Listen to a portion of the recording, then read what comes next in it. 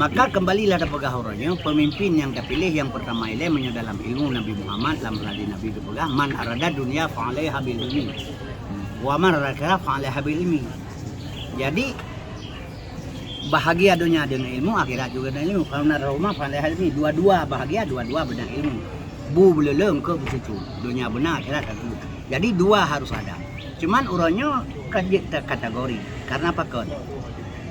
Menyurang hana ilminya menol bukan cerita baca. Nya ceritanya tak ada. Bang Arun urang sapani kerentrai melabu. Buka depot utama. Pensiun bat tentara agak jumarom lah kampung. Ganyan na gemoto gebro labi-labi watayan hujat serebe. Gejo pacar supir. Gepegah le ganyan ba supir menyokah ti buleun hana kajak ba motor ti buleun motor bergantung baik kajuk bagop. Singa merompak long alon tanya. Menyo lagi rugo ne pak lam kahilo. Gepegah le ganyan. Nyo haba ganyan. Supir Kurnia pun irah motor. Olehnya irah motor dia kekene. Kekene dia kecincu dia ke supir. Supir dua, supir sah, tetro ba supir sah kalan potongan kibat. Belah lagi nya, kacamata hitam, jam mido, cincin mata, topi muris, sepatu jenggel, kalau keing lepis, baju yu ateli. Ate itu mbak setior sang-sang nama motor melapan bawah tu ikut.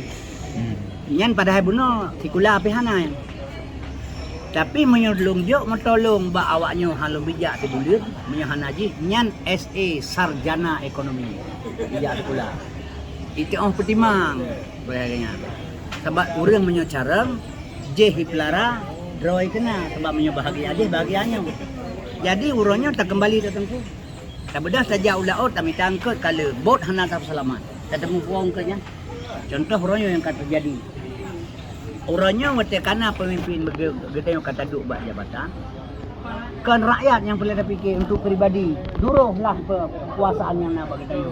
Maka kedudukan kita yang nak dari sekian puluh tinggal dua sekian puluh dari puluh. Jadi makin lama makin turun. Ini pun salah. Kan salah rawat hana tak selamat bot ile. Jadi maka bot ile. Jadi kembalilah kepada Bono Dapegah, pemimpin Bono yang pertama kami ile yang na ilmu bandua menyuntuk pemimpin. Orangnya dia dia terpilih. Si draurang hana ilmu gemak nanggro. Si draurang hana ilmu gemak nanggro. Nya saban tentu lagi tayo muka borin. Borin ron. Nya muka balong. Rodeng enggak tahu go. Tebai. Mame. Dia balong muka. Daron wo. Ro pak dia. Mame borin lu. Mame enggak tahu go. Tebai. Pelah haji, belah je toboh, pelah haji. Bang pelah kering. Gaganya kata nak pengilu. Ilau nak pengilu nak sebalik hana ilmu. Ya kan? Tanya leh. Ya pengilu ba. Jadi padahal menyolong na ilmu be ilmu patih habaro ni. Bukai le ngajelo sasi gede. Faiza alim tu min Islam samsi fasidu.